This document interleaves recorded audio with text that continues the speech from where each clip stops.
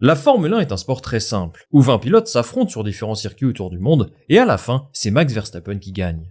Chaque semaine, il accueille autour de la première marche du podium différents invités. Fernando Alonso, Esteban Ocon, Charles Leclerc, et même parfois son ancien plus grand rival, Lewis Hamilton. Le septuple champion du monde britannique doit regarder avec admiration et nostalgie ce trophée de la victoire qu'il convoite tant. Après tout, son dernier succès en Formule 1 remonte au Grand Prix d'Arabie Saoudite en 2021, une éternité pour le pilote qui a, je le rappelle, remporté le plus de Grands Prix dans la discipline. Dans ce contexte, l'ami Lewis a débarqué en conférence de presse avec une idée, une proposition qui selon lui pourrait mettre fin au règne de Max Verstappen et de son écurie. C'est simple, il souhaite que les équipes puissent commencer le développement de la voiture de l'année prochaine à partir d'une date précise et obligatoire. Par exemple, elles pourraient travailler sur la monoplace de 2024 à partir du 1er août seulement. Bon, je trouve ça assez curieux quand même qu'il n'ait pas pensé à ça avant, par exemple entre 2014 et 2021 au hasard. Beaucoup ont d'ailleurs critiqué sa prise de position, à commencer par Verstappen et Red Bull bien entendu. Tout de même, je trouve que sa proposition soulève de vraies questions, et qu'elle pourrait avoir un certain intérêt pour la Formule 1. Même si le développement des monoplaces est déjà particulièrement encadré, Red Bull est tellement en avance aujourd'hui qu'ils sont sans doute déjà tournés à 100% vers la saison prochaine, au contraire d'un bon nombre d'écuries. Alors en quoi consiste l'idée d'Hamilton exactement ? Est-ce vraiment quelque chose de possible et serait-ce bénéfique pour la Formule 1 ? C'est ce qu'on va voir dans cette vidéo, on est parti. Depuis la mi-saison 2022, Red Bull semble bien parti pour instaurer un nouveau règne dans le championnat, le règne de Max Verstappen. D'un côté, ça n'a rien d'étonnant. Je le dis régulièrement, la Formule 1 a presque toujours été un sport cyclique. Ferrari a tout éclaté à un moment donné, Williams pareil, McLaren même chose, et plus récemment c'était Mercedes. Maintenant c'est au tour de Red Bull, pour la deuxième fois de leur histoire. Il est vrai que si rien ne change, c'est assez probable que Verstappen continue à écraser la F1 au moins pour quelques saisons encore. Après, je veux rester optimiste, c'est tout à fait possible qu'Aston Martin, Ferrari ou Mercedes réussissent à développer une monoplace capable de jouer le titre l'an prochain par exemple. Et ça serait bien entendu quelque chose de très positif pour le sport. Tout de même, Lewis Hamilton n'a pas envie de voir Verstappen lui voler tous ses records. Et il a donc discuté de cette proposition de date butoir. Première chose, regardons ensemble ce qu'il dit un peu plus en détail. D'après mon expérience personnelle, quand vous avez 100 points d'avance, vous n'avez pas vraiment besoin de faire davantage de développement sur votre voiture, et vous pouvez déjà attaquer la saison prochaine. Au cours des 17 années que j'ai passées ici, et même avant mon arrivée en F1, j'ai pu observer une période de domination. J'ai eu la chance de vivre l'une de ces périodes que Max vit actuellement, et avec la tournure que prennent les choses, cela continuera à se produire encore et encore. Mais si tout le monde avait la même deadline pour commencer le travail sur la voiture, par exemple le 1er août, alors personne n'aurait d'avance, et nous aurions une vraie course au développement dans un délai assez court. Hamilton a raison sur un point, le succès amène le succès. Red Bull se retrouve aujourd'hui dans un cercle vertueux, puisqu'ils ont développé une monoplace au-dessus du lot. Ils peuvent totalement se concentrer sur les étapes suivantes pour rester à ce niveau. C'est d'ailleurs quelque chose d'assumé par Christian Horner, surtout que son écurie est dans une situation où ils doivent impérativement être en avance pour être sûrs de rester compétitifs.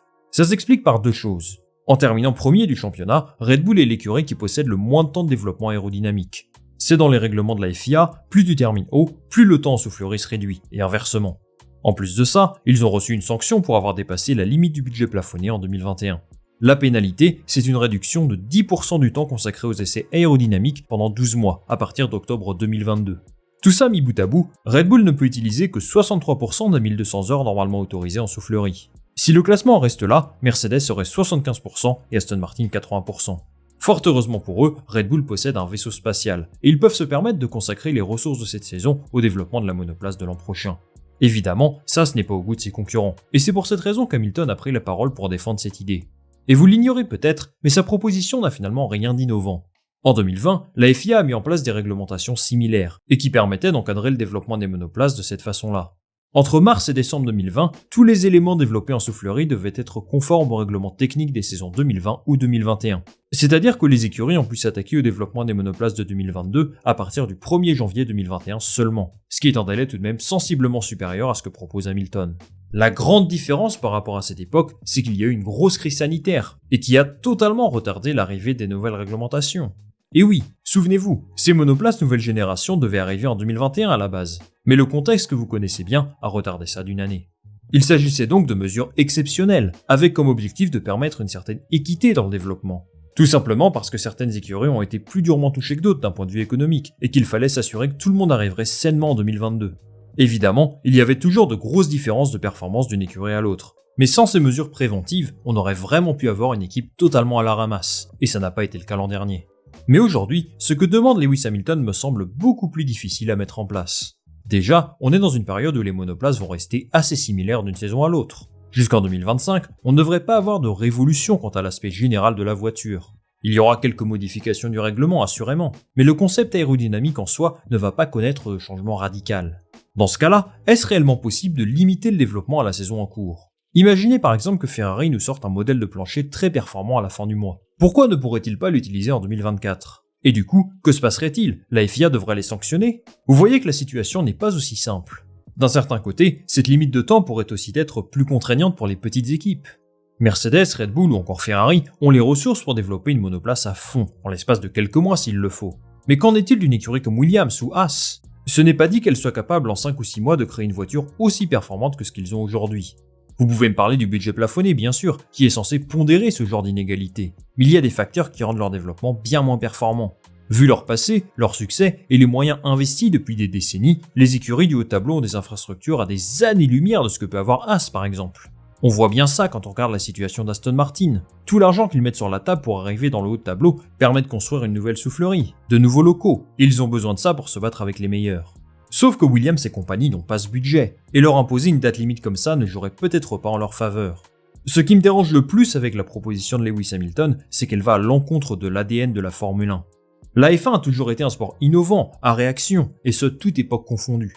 Il connaît sans doute très bien le sujet, puisque son écurie a su apporter des évolutions incroyables et qu'on ne pensait jamais voir dans ce sport. J'ai en tête le DAS en premier lieu, qui nous a tous éblouis lorsqu'il est sorti. Lorsque Mercedes a entamé sa période de domination en 2014, cela en a agacé plus d'un, mais c'était aussi une sorte de délivrance pour d'autres. Je rappelle que Sebastian Vettel venait de remporter 4 titres consécutifs, et voir 2 Mercedes se battre pour le championnat a apporté une certaine fraîcheur au départ. Toto Wolff et son équipe ont connu à ce moment-là la période la plus faste de leur histoire. Et si beaucoup en ont eu marre de voir Lewis Hamilton ou Nico Rosberg marcher sur la Formule 1, la seule chose qu'on puisse dire, c'est qu'ils l'ont mérité. Mercedes a tout simplement réalisé un meilleur travail que tous les autres pour en arriver là. Ils avaient les meilleurs ingénieurs, le meilleur concept de monoplace, le meilleur pilote pour leur projet, et c'est comme ça qu'ils ont débuté ce cercle vertueux que j'évoquais tout à l'heure. En m'enregistrant aujourd'hui, je me rends compte qu'on peut faire exactement la même formulation pour Red Bull. Ils ont amené le meilleur concept de monoplace en 2022 avec Ferrari, et eux ont su optimiser leur performance pour se retrouver là où ils sont aujourd'hui. Alors vous pouvez me parler du budget plafonné qu'ils ont dépassé, mais soyons honnêtes, c'est surtout grâce à Adrien Newey qu'ils ont réussi à développer une voiture comme celle-ci. Verstappen et Red Bull peuvent agacer bien sûr, mais on ne peut pas leur reprocher d'être aussi forts. Personnellement, j'en veux davantage à Ferrari et Mercedes, qui n'ont pas su créer quelque chose d'au moins aussi bien qu'eux. En soi, la proposition de Lewis Hamilton est intéressante, mais en plus d'être impossible à appliquer, je trouve qu'il ne tape pas au bon endroit. Red Bull a très bien travaillé, mais est-ce qu'il faut les handicaper parce qu'ils sont trop forts ? J'en suis pas convaincu. Je pense que Mercedes et Ferrari devraient se regarder un petit peu plus dans la glace. Parce que si l'on se retrouve avec un championnat comme celui qu'on a aujourd'hui, c'est aussi leur faute. Malgré tout, je trouve que ce qu'il dit a du sens, et c'est de toute façon un débat qui dure depuis des années. En 2015, Christian Horner disait que la domination de Mercedes pouvait faire mal à la Formule 1. Les rôles ont été inversés, et maintenant, c'est Hamilton qui tient ce discours. Imposer une date limite de développement comme il le souhaite n'irait pas dans le sens de ce qu'est la Formule 1 à la base. C'est un sport innovant, et ça fait partie du jeu de laisser les écuries développer la voiture de l'an prochain quand elles le souhaitent. La Formule 1 a toujours été et restera un sport fondamentalement injuste. Mais la roue tournera. Red Bull a forcément moins de potentiel de développement que les autres écuries, maintenant qu'ils sont tout en haut. Les équipes derrière eux maîtrisent désormais ces règlements à la perfection, enfin j'espère. Et perso, je les attends au tournant. Elles ont les cartes en main pour développer une monoplace capable de battre Red Bull l'an prochain. Et j'espère franchement qu'elles y arriveront, pour la compétitivité du sport. Merci d'être resté jusqu'au bout de cette vidéo les amis. Dites-moi en commentaire ce que vous pensez de la proposition de Lewis Hamilton, si vous pensez qu'il a raison ou pas, et moi je lirai tout ça avec attention. Comme d'habitude, si vous avez aimé cette vidéo, je vous invite à la partager autour de vous, à liker bien sûr, et surtout à vous abonner. C'est ce qui me soutient le plus, et ce qui me permettra de faire décoller le projet. On va se retrouver très rapidement pour une nouvelle vidéo. Salut, à la prochaine.